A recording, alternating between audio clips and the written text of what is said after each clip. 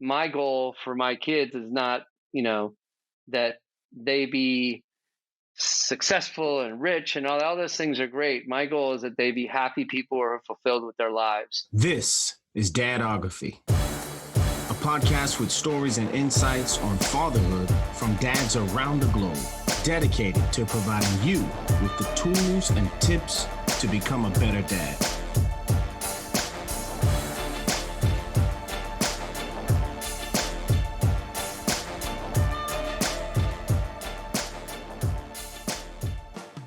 Welcome back to the Dadography podcast. I'm your host, Corey Ward, and today I'll be conversing with Joey Levy, my close friend and mentor. And before I formally introduce you guys to Joey, I want to take advantage of this public format to say, Joey, I really appreciate you, man. The contributions that you've made to my life as a friend and as a mentor have been immense. And it's really exciting to be able to have this conversation with you on the show, man. Yeah, well, listen, coming from you, that means a lot.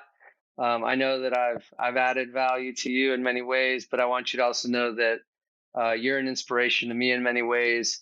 You're an amazing person, an amazing dad, and I really appreciate everything you've done for me as well. So it's mutual. We can hug it out later, but I want you to know that it's mutual. Well, Joey, if you would, man, tell us a little bit about yourself so the listening audience can get a feel for you, man. Yeah, so my name is Joey Levy, or Joey Levy, however you want to say it. And in Latin America, they say Levy, and in the United States, it was Levy. I grew up in the United States. My mother was born in Colombia. My father was born in Cuba. I was raised in Miami. And I lived in the United States until I was 28 or 29 years old. I think just turned 29 when I moved to Panama, to the Republic of Panama. Right now, I have a company where I help people organize their personal finances and affairs. And I also have a service called Personal Board Directors, where I help business owners, high-level executives to overcome their limiting beliefs and meet their most pressing challenges so they can become the best version of themselves. I have 2 kids and a wonderful dog who I consider as a kid as well. And that's me. How old are your kids and what are their names? My daughter is 11 years old. My son is 9 years old. And my dog is 5 years old. And they're great. They're a bundle of joy. There is nothing in the world like having them in my life and my wife and just living life with them. It's wonderful. I hear you, man.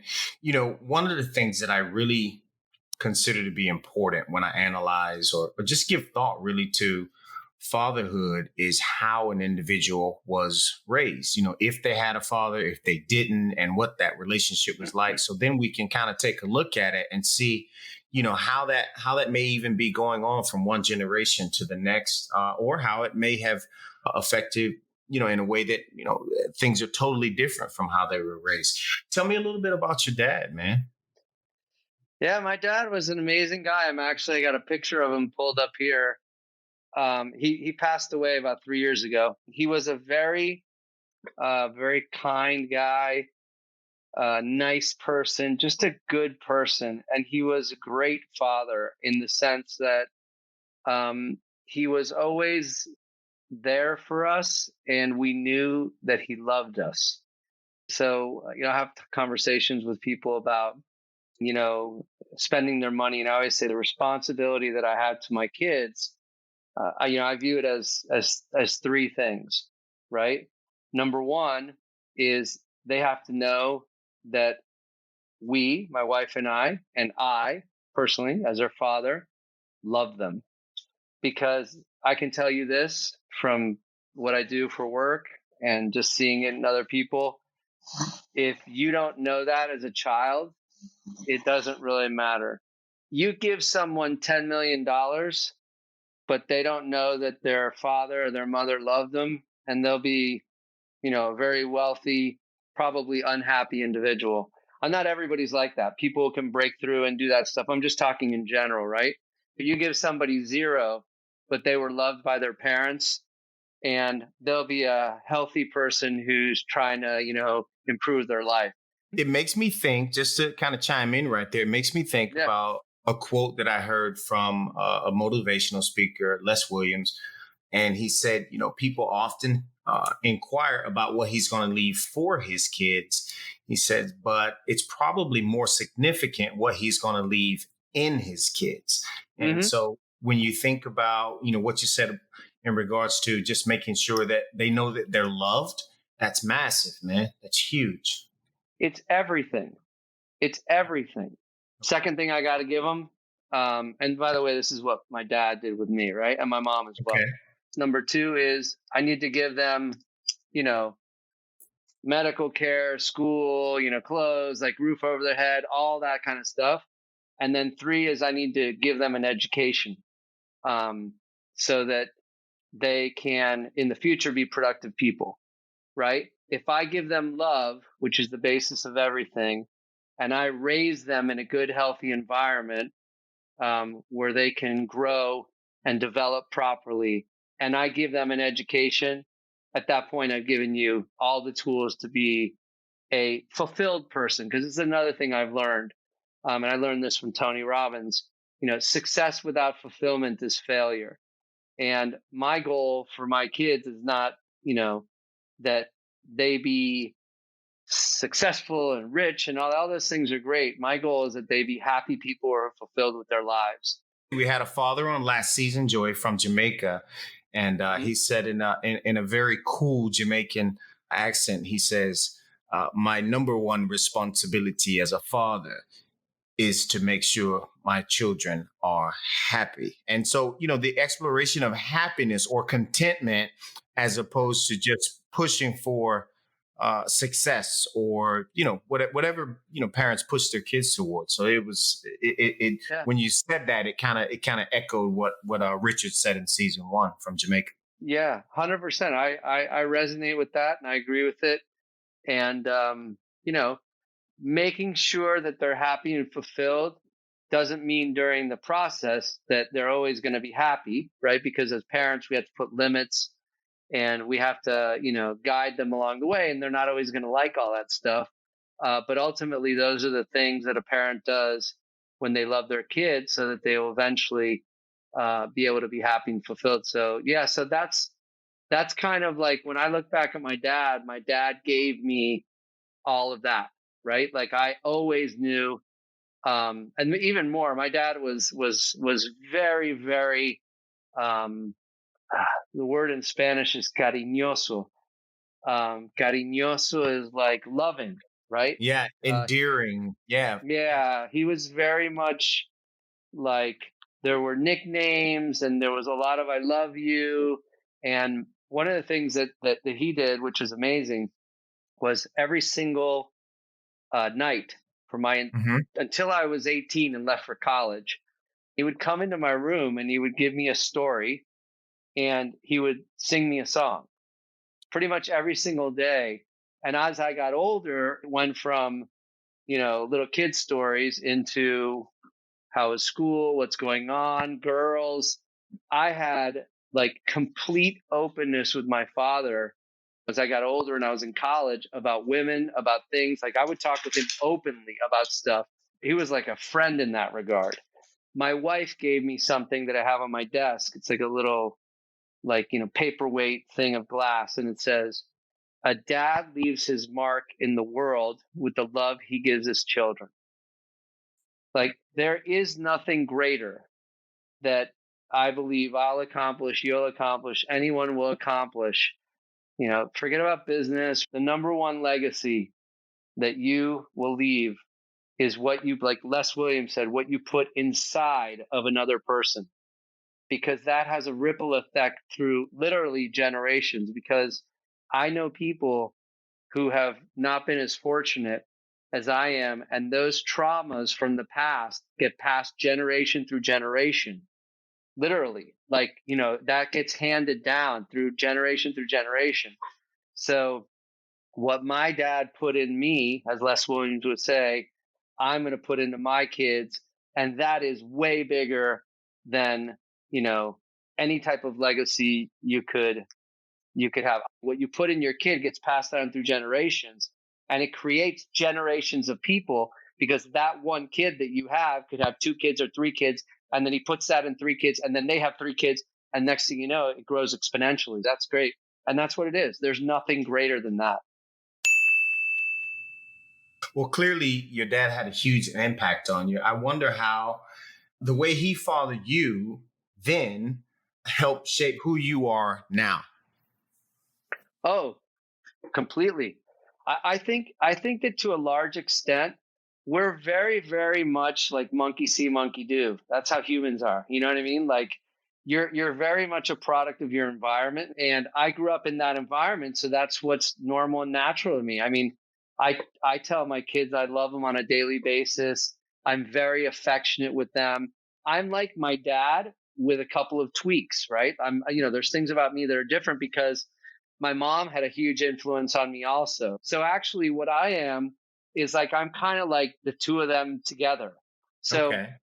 I'm super loving, super patient, all that kind of stuff. But if I smell in my kids some sort of a limiting belief or something like that, like I'll push them, in a nice way, right? In a joking, fun, nice way. But I'm a little bit more like that than my dad. I push him a little bit more in that sense, Mhm. because my mom had that influence on me. But I'm super, super, super like my dad. Like, I mean, I That's cool, man. sing the same songs. I actually sing the song that he used to sing. I mean, my kids are getting older now, so they kind of look at me like, "Hey, it's yeah, I'm too old for this, right?" And half the Right. times I do it for me because it reminds me of me. Like I actually get in my son's bed with him at night, and we'll talk and do the same thing, and that comes, so I'm super like him, and then with some tweaks. Okay. So monkey see, monkey do, like you said, very, very human Yeah, nature. But so you mentioned the tweaks. What's probably the biggest difference between you and your dad in terms of fathering style? I think that I'm more involved than my dad was in like setting boundaries and making you follow through. I'm a little Right. bit more involved with that stuff than he was. And the other thing that I do, which is very different, like I talk with my kids a lot about, the personal development stuff and the quotes and what I'm reading. And my dad was a lot more private in that regard. Like, he wasn't like a guy to talk about like, well, I read this book and this is like that, or he wasn't as Right. much like that as Right. I am. Like, and it's also part of what I do. And when I'm Right. with my kids, I'm exactly, what you see is what you get. Right. Right. And that I'm a lot more like that than my dad was with me. Maybe within your dad's case, maybe some of it was personality, but maybe some of it was generational too. Like maybe Yeah, just men probably. were different then. Yeah, Yeah. yeah. So I can see that you pretty much encapsulate what your father was or who he was and how he was. If you had to, in a few words, and I know already you've said loving, patient, and maybe you'll say the same, but how would you encapsulate your fatherhood style? My fatherhood style is patient, loving, fair. I'll give you an example, right? My son the other day, he tried to get out of doing his homework by by saying something that, wasn't true or whatever. And then I started talking to him about respect, right? And about pride and how you earn respect and how you gain pride. And so the way you earn respect is by doing what you say you're going to do. Pride is when you do what you say you were going to do to yourself. Like when you say something to yourself and you do it, right? You build pride. And so I was saying, listen, I said, look, I get it. I know what's going on, but I don't think you're going to want to be that guy that people don't trust their word or whatever. And he said, no, I understand. And so we had a nice talk about it. Right? Like, I don't like come down on the guy, right? Like I'm there to guide him and help him. Right. I'm there to help him understand, to walk him through the logic of things so that he can start to make choices. I let them fall down and bruise their knee or fail the test, because I understand they need to fall down so they can get up. Sometimes Understood. we wanna help our kids and not let them make mistakes and all that kind of stuff. But I was telling my son the other day, like he got upset. He was playing chess and he lost, and I said, "Look, there's no losing. It's win or learn, right? You Right. just learned what not to do.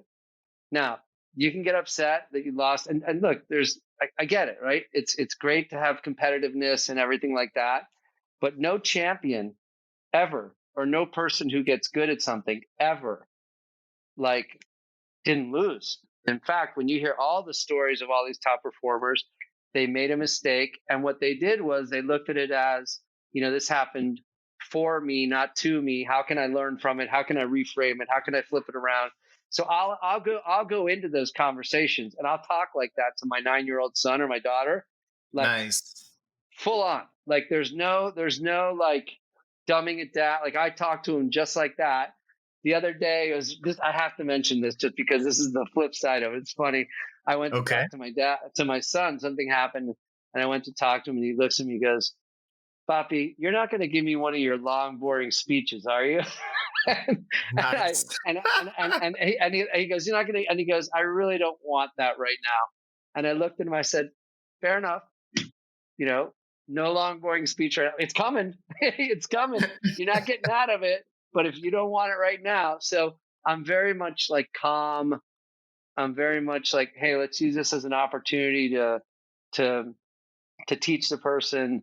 I do have to say that in the past, I managed some things differently, and we actually went and spoke to a woman who was a parenting consultant, which was a Okay. very interesting experience. And she kind of opened my eyes of different ways to do things. So I I, I don't want to say that I'm perfect. I'm this perfect person. I definitely have read books, and listen to experts. I think if you can find an expert or a person, like this podcast is amazing. What you're doing here is just amazing, so that people can hear from different fathers on the way they do it. Or hey, it's okay to read a book or look for help. You know what I mean? Right. Right. And then when you combine the base that my father gave me with a willingness and an openness to learn and to change and become better, then I Mhm. think you have the makings of a great dad. And humbly, I think I'm an awesome father. I'm There you go. and my kids have said it to me, and like I said, as long as they know that they're loved and that everything that I do is with good intentions and to help them, and they do, that I'm striving for the standard that my father set for me. Yeah, that makes a whole lot of sense. And I think your father did an excellent job. And here we see his teachings being passed down to the next generation, man. I'm gonna just say something. His name was Edward Levy, because I haven't said his name. So his name was Edward Levy. He was a great man, a great guy. Thanks for sharing about that. So, one of the things I wonder, because you mentioned earlier that you kind of help people with just for financial planning for their family, Mhm. etc. How has being in that industry affected the way you father your kids regarding money? Not only the being in the industry, but the way we grew up. My mom and dad. This was more my mom than my dad, 100%. But my mom, definitely taught us some lessons early on about money, about the value of money, and with our kids, finding a balance between being a cool dad and spoiling them a little bit, but also making them work for stuff and take care of your stuff. Like I'll actually tell you a really cool story. That's not my story, but I think it'll be a nice message for your listeners. um, so this guy, I met him like 20 years ago, and he told me this story. He said, when I was a little kid, my dad, when I was about, I guess the guy, he said he was like 10 years old or 11, I mean, he was 11 years old. His dad pulled him aside and said, "Hey, listen, son, so I'm your dad, and I've got certain responsibilities with respect to you, food, clothing, healthcare, all that kind of stuff, gifts for your birthday, like that kind of stuff. But there's going to be moments in life when you want something that goes above and beyond my responsibility as dad. So I want to tell you right now that no matter what you want in life, I will get it for you. No questions asked, no limits on how much it costs, as long as you pay half. And that was the big thing, as long as you pay half.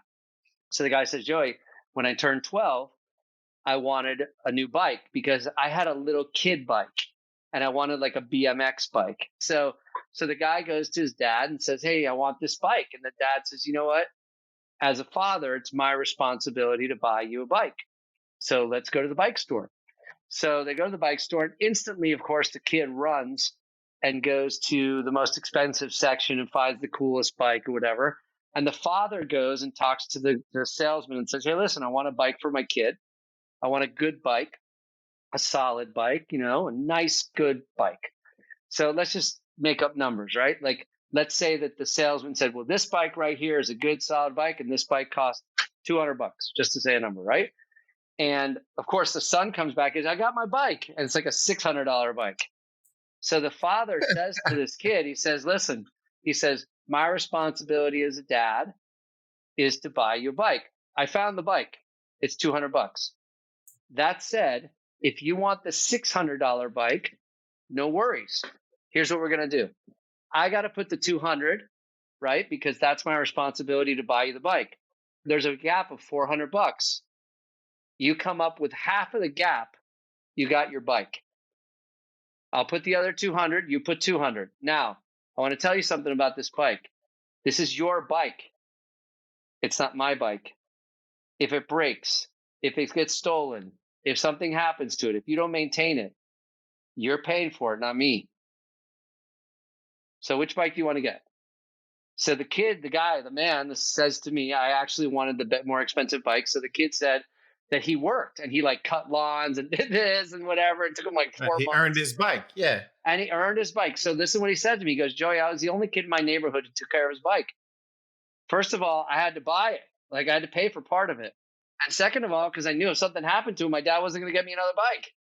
So now he said, now he fast forwards and he goes, now, Joey, I'm a 16, 17-year-old guy and I want to buy a car.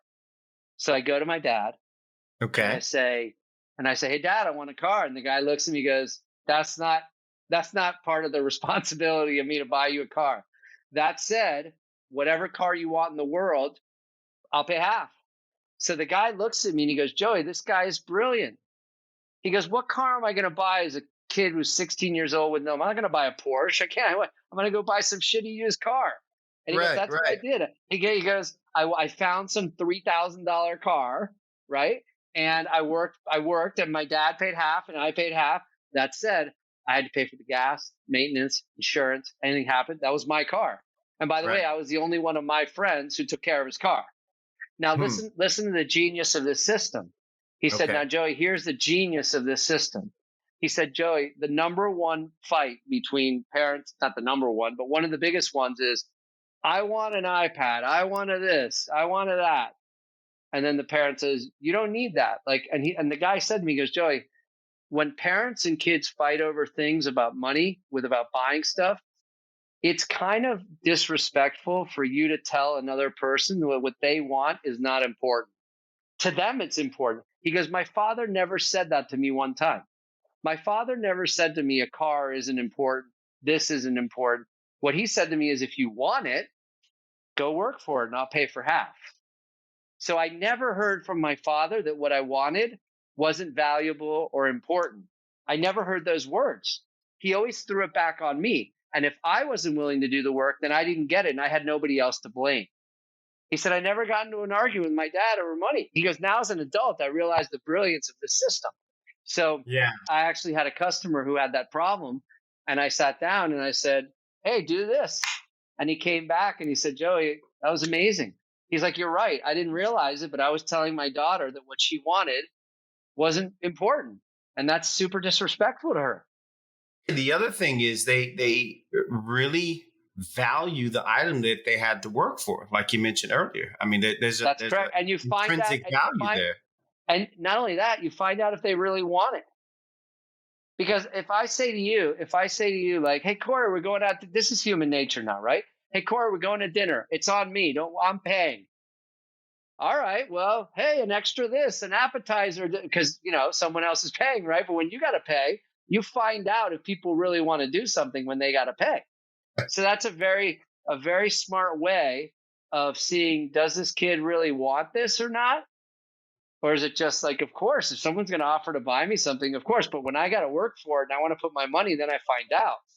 Yeah. Secondly, you don't get into the, you don't need this, it's not important argument, which, it's just subjective, honestly.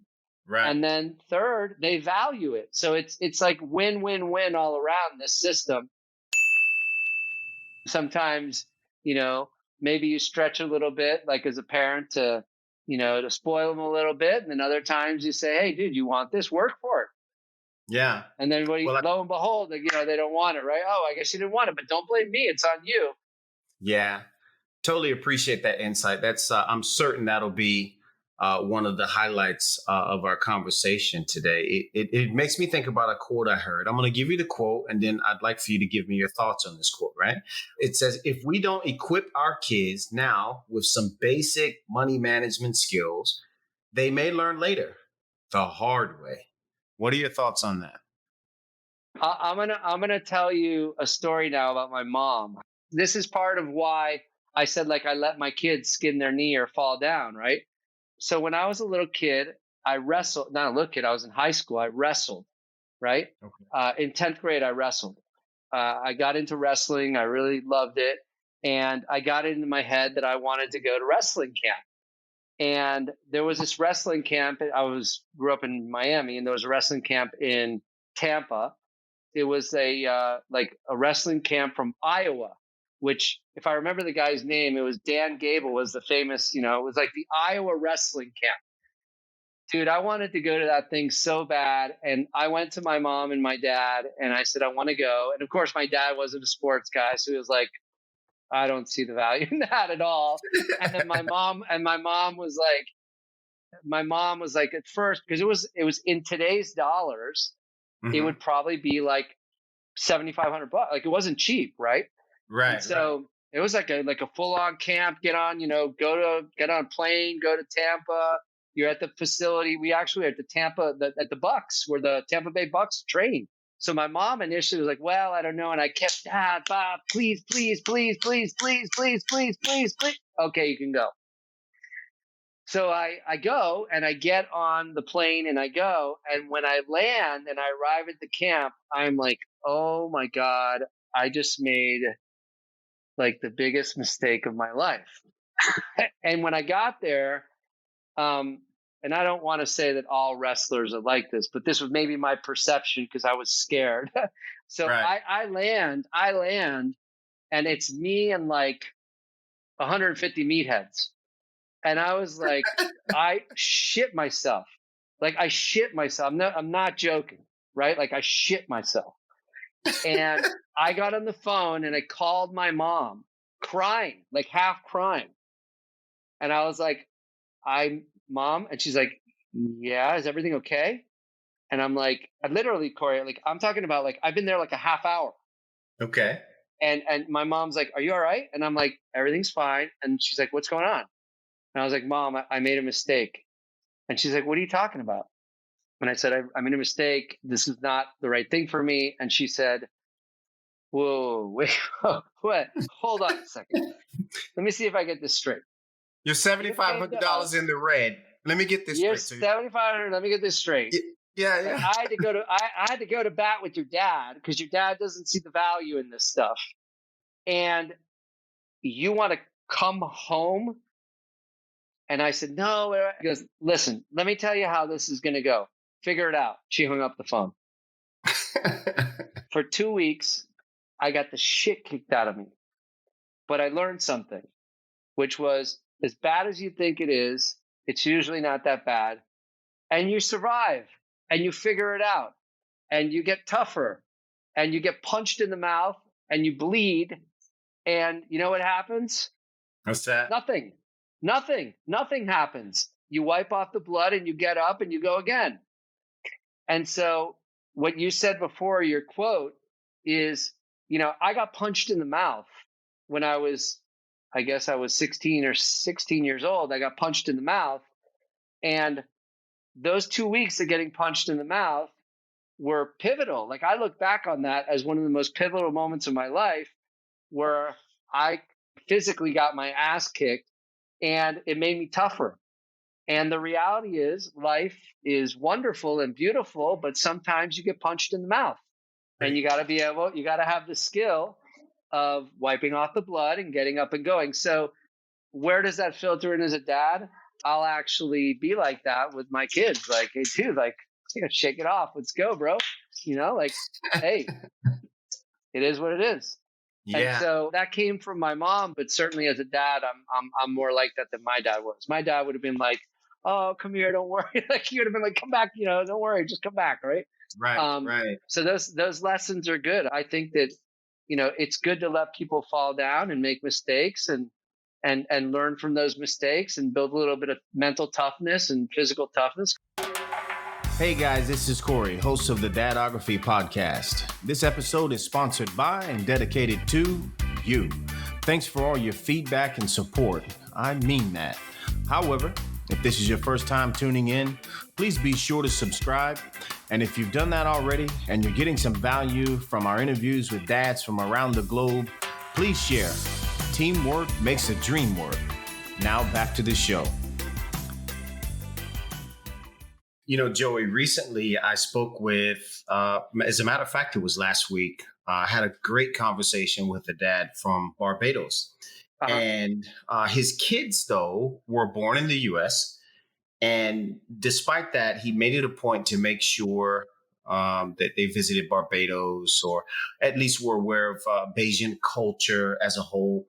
And I've spoken with other dads, and they've shared similar sentiments about the importance of their kids having a sense of their heritage, whether that be religious, ethnic, national. What are your thoughts on that? Yeah, so I'll answer this question in the context of Judaism. I'm Jewish. And Okay. so first I have to set the context of how I was raised, right? So I was raised in what would be called a Reformed Jewish household in the United States, which Okay. was I was clearly Jewish. We would go to the synagogue. We didn't go, every Friday, not even close. We would go for the high holidays. And for those people who are familiar with Judaism, I did my bar mitzvah and I went to Sunday school. Like religion was there. It wasn't the focus of our whole world, but it was clear that we were Jewish, right? So it was kind of like a balanced, we would go, when I was younger and getting ready for the bar mitzvah and all that, it was, there was a lot more, but then after that, it was more balanced. So with Okay. my kids, I kind of do it the same way. Like we're Jewish, we're clearly Jewish, and we go to the synagogue, for the high holidays. We do a little bit more, sometimes Shabbat, which is the Friday service. Even if we don't go to the synagogue, we always do Friday night Shabbat, which is the dinner. And that's something that we always do. We do that without fail on Friday nights. Going to the synagogue, if you ask my rabbi, he'll probably say I don't go enough, but I think I go pretty much fine. I do a lot of like stuff on my own with respect to spirituality and all that. I meditate every day. Okay. And so my kids see that every day. And because I have a morning routine, a morning ritual that I do every morning, and it involves meditation. And my kids, just the way that it lines up, they'll walk out in the morning and I don't sit, I lay down, and they'll see me laying down and they'll see me meditating and they know what I'm doing. And I've talked Right. with them about that, about gratitude and about everything that we have. So there's a little bit of religious in there, but it is important to me that they have an identity that they're Jewish. What's interesting is that part of our family is Catholic, right? So, so my wife grew up Catholic and she converted to Judaism. That Okay. was her choice. And so, and then my wife's mom is Catholic, right? So I talk to my kids about Christmas and Hanukkah because Christmas dominates, right? Like, especially in Latin America, and so you got a little kid who's Jewish and he's like, hey, dude, Hanukkah kind of sucks and Christmas rocks, right? And so, because they're little and they see like, it's like, it's everywhere. Christmas is everywhere. right? Yeah. And so what I said to my kids was, I said, listen, let me explain how I look at this. There's two kinds of birthday parties. There's your birthday party and there's your friend's birthday party.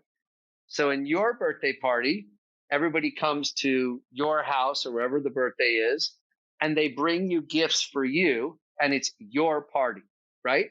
And you buy them a little gift, that, like a take home gift or whatever, but it's clearly your show, right? It's your party, it's your birthday, right? Now, when you go to your friend's birthday, right? It's their birthday party. You take a gift to them. You'll probably get some take home gift, but it's clearly their birthday, right? And so I remember Right. having this talk with my daughter and she's like, yeah. And I said, okay, well, Hanukkah is our birthday party, right? We celebrate Hanukkah. It's our birthday party. We can invite Jewish people, non-Jewish people. In fact, we multiple times have invited non-Jewish friends over for Hanukkah. They come over to Hanukkah party. They bring us gifts. We give them a gift, but they're Catholic. It's not their party. It's our party, and they can enjoy our party with us. Now, Right. when we go to Christmas at your grandmother's or at your aunt's house, right? We're going Mhm. over to the party. It's their birthday party, right? Right. We're going to go over there. We're going to give them a gift. They're going to give you a gift, but you're Jewish. It's not your party. You can go to another person's party and have a blast, but it's not your party, right? So just kind of making the distinction, because sometimes these things can, in a kid's mind, be like, this one's cool and this one's not, or sometimes in some religions, like, you shouldn't participate in another person's celebration. I don't agree with that.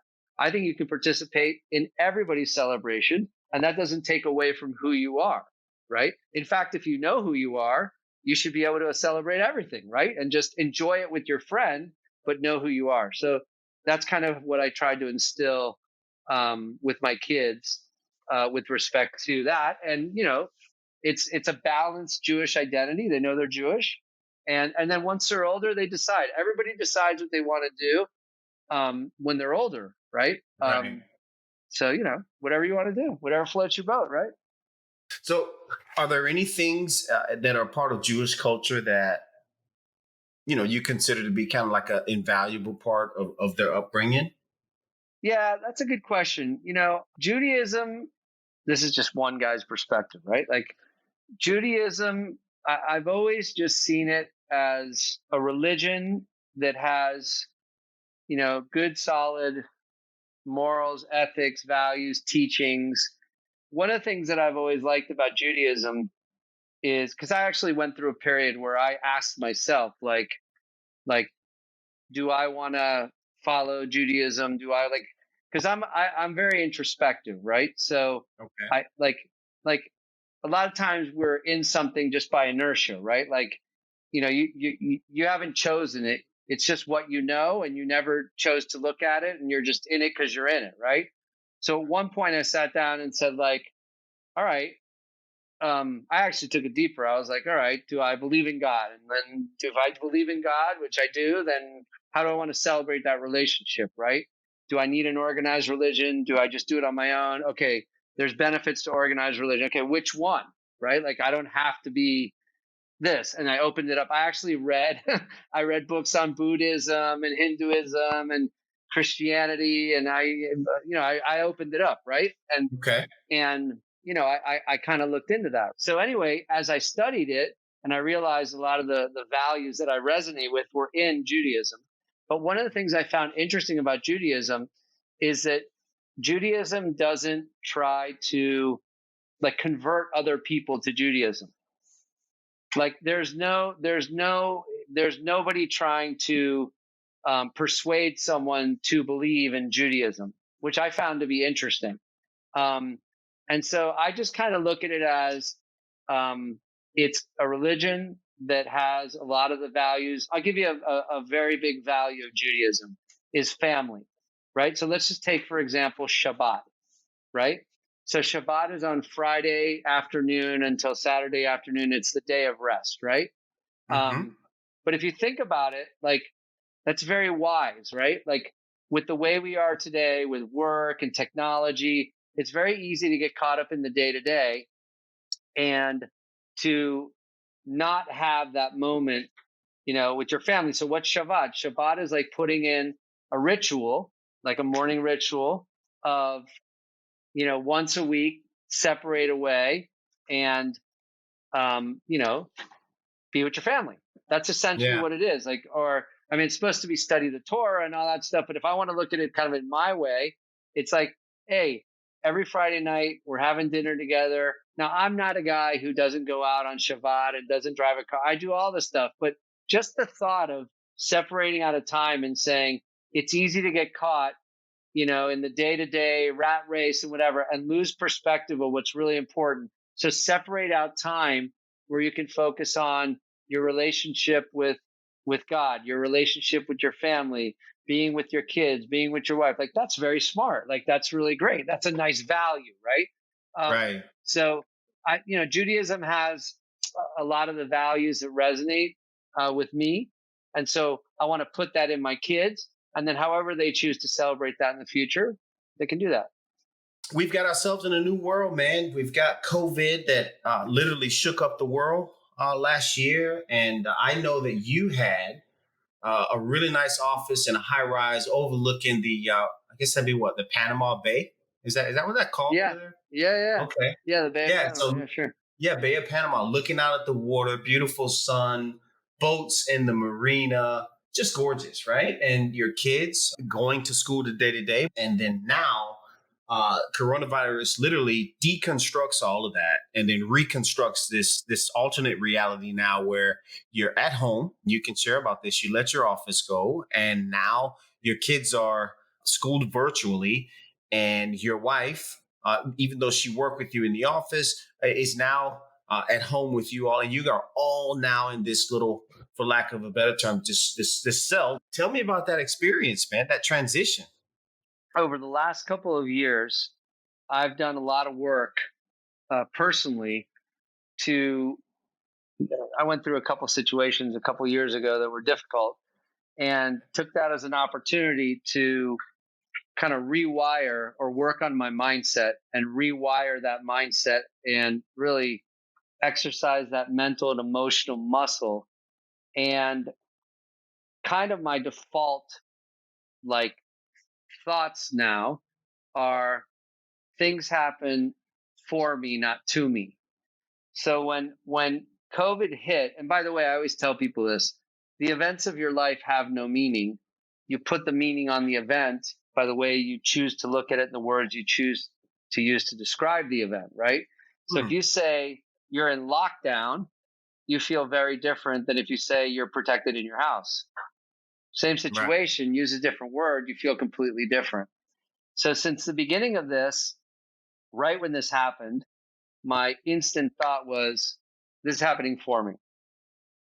So if this is happening for me, how do I lean into this?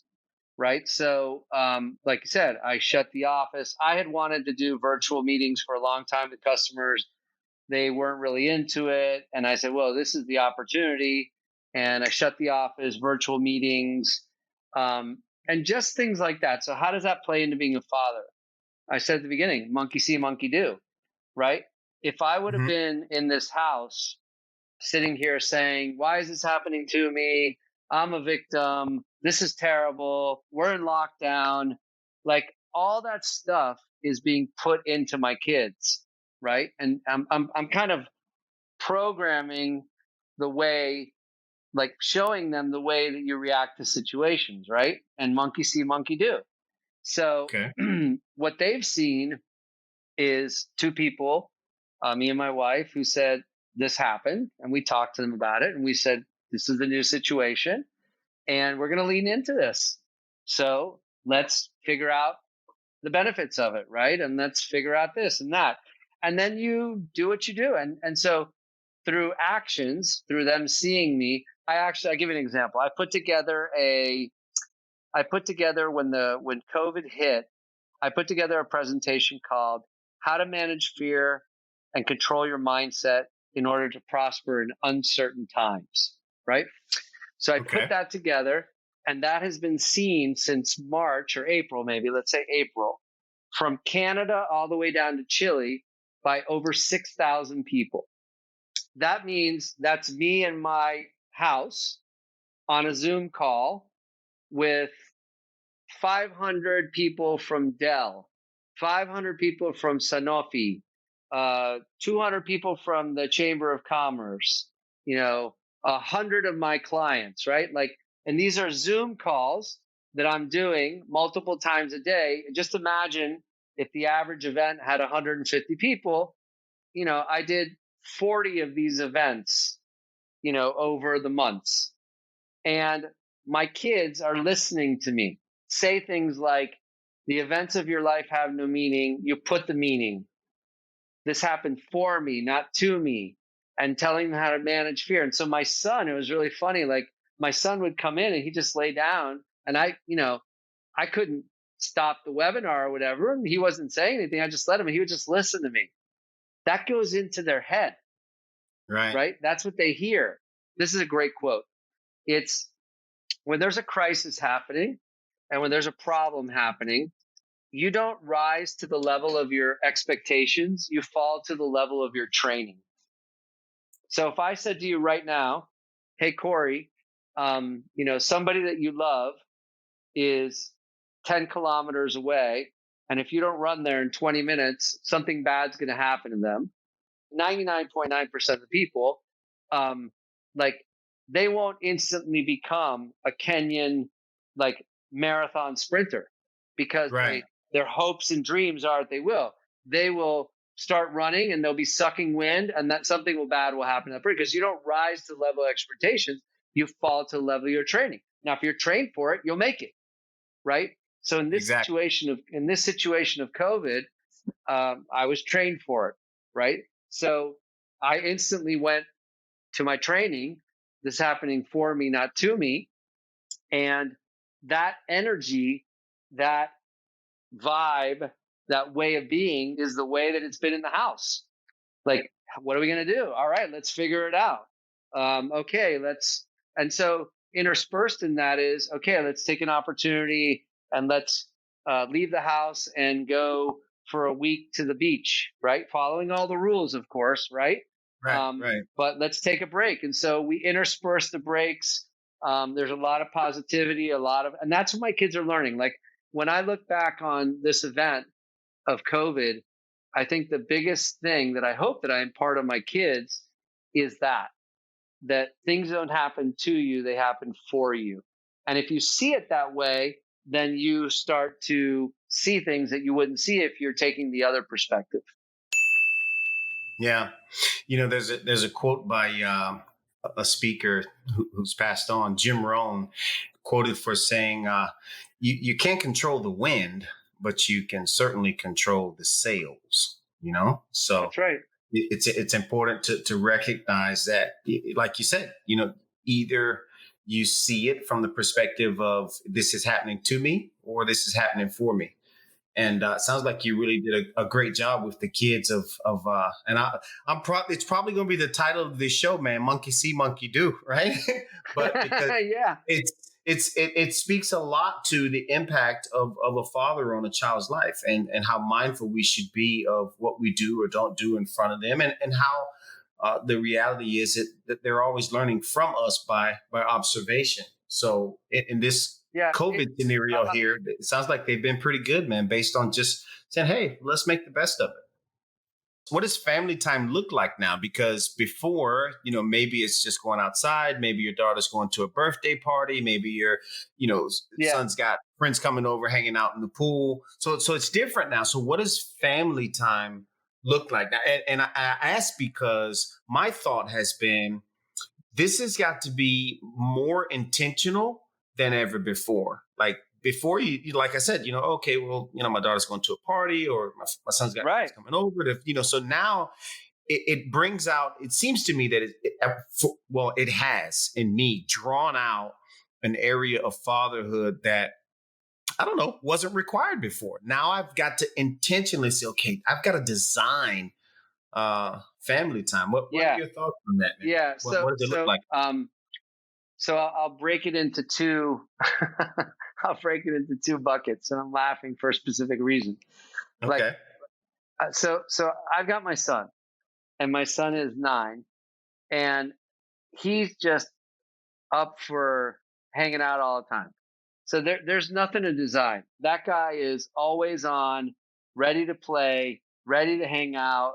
Like he's kind of like I'm gonna jokingly say this. Like I have a boxer dog, and Okay. that guy, that dog walks in here with the tail wagging, and he's ready to play 24/7.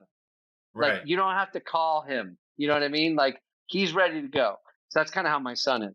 The one where I found a little more because my daughter is now becoming like a teenager. She's like a tween. Hmm.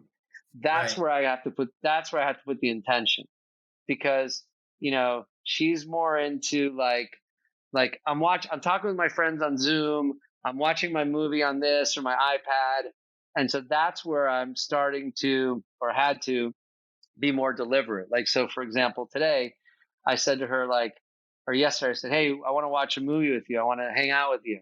I know that's okay, Poppy. I'm doing my thing. No, no, no. I want to hang out with you. We're going to hang out. What are we going to do? Right. And so, this is the 13-year-old girl, like, you know, not really interested in her own world, WhatsApp, the whole thing, right? And Right. so Right. I've had to be more intentional and say, and I do it all through humor. I'm like, listen, I'm not going away. So we better find some time or I'm just going to be coming over here. Like I do everything through play. That's my way of doing it. Because if not, like she'll literally go off into the world of Netflix and WhatsApp and Zoom. And, those devices are double-edged swords, right? Because on the one hand, you want her to be interacting with her friends, right? Because Of people need course. human interaction and not just with their family, right? But on the other hand, it's very easy for that to slip in. So I've had to be more deliberate with my daughter than with my son. My son is easy, dude. That guy is up for anything 24/7. That makes sense. Definitely with the age difference there and heading towards teenager. One of the things that I've learned about my daughter during this time, in my opinion, she's got a fantastic sense of humor.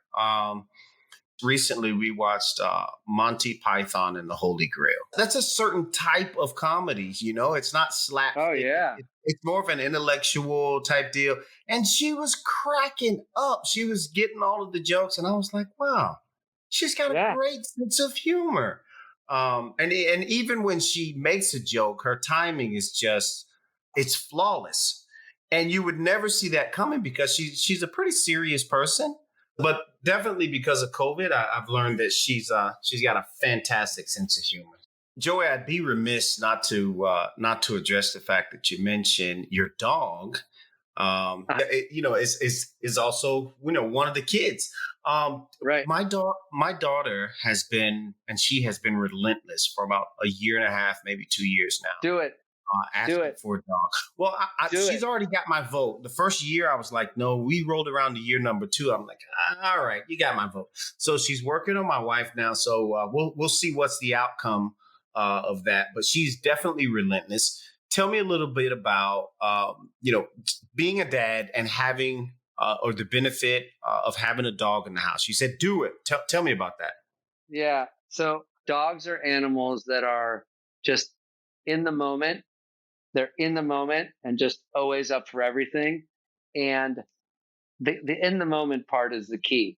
Something can happen to a dog, and then like 2 minutes later, they're just like ready to go, and they don't get mad at you. You know what I mean? Like they're always up for anything. They're always happy. They're always they're always with you. Like my dog actually, like he follows me around the house, and I always had this is a things happen for you, not to you. I Right. always said that it was my dream to have my dog at my office. But like you said, I was in the high rise building with the nice thing. You can't take a dog to that office in the elevator. Well, now my dog is at my office every day. It's a being that's in the moment. Like they are in the moment. They're just amazing creatures and animals. So having a dog is an opportunity to give love to an animal. My son and my daughter care for the dog. They love him. They care for him. When my son is actually upset, he'll go to the dog and he'll lay with the dog. Dogs are great listeners, man. A dog will just lay with you. They'll be with you. They're always excited to see you. And so I think that having the energy of a dog in the house is good. I think it's positive. we're actually going to get a second dog, and Okay. I do most of the stuff for the dog. But on the next dog, they're going to have responsibilities because they wanted to get a second dog. So they're going to have responsibilities around feeding. With COVID, it's a little more difficult with walking him and all that, but they're going to have responsibilities. But I think it's just wonderful. Also, the other thing is I've noticed that people who grow up with animals in their house seem to be more comfortable around animals. Like my Right. kids love animals. They see how I treat, how we treat the dog. They treat animals like that. There's responsibility. And then, like I said, there's just someone who you can go hug and play with. So I love dogs, and I would recommend for you guys highly to get a dog. It changes the entire dynamic of the house. I hear you, man. There's a Haitian proverb that I heard, and it actually translates into some alliteration in English, and it goes, "Before having a partner, you need to have a plant and a pet." So I definitely see that there's some life lessons to be gained from there. Let me express to you my sincere gratitude for you coming on to the Dadography podcast and allowing dads from around the world to just observe, man, your experience. And we really appreciate you and excited that you came onto the show, man. Thank you. Yeah, no, and thank you for the opportunity. I think that this is a very unique podcast. The idea of dads being able to hear from other dads about best practices, the things that they've learned, things that they would maybe do different.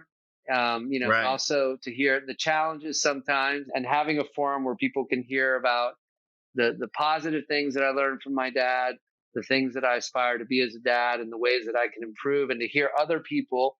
That's hugely valuable. So I think you're doing a wonderful thing, and I appreciate the opportunity to have been on here. Let's get one thing straight. Good fathering is no monkey business. So let's call it an intelligent form of imitation. Joey, we salute you for recognizing your father as a great father and imitating him. Love is definitely the answer, and your number one responsibility to your child is that they know you love them. I'm going to say that again. Your number one responsibility to your child is that they know you love them, even if occasionally you must let them fall for the learning experience. Fathers, don't underestimate what your children consider to be important for them. Instead, have them take part ownership in those things. Be mindful of what you do or don't do in front of them, and do not underestimate their level of intelligence by dumbing down your conversations and interactions.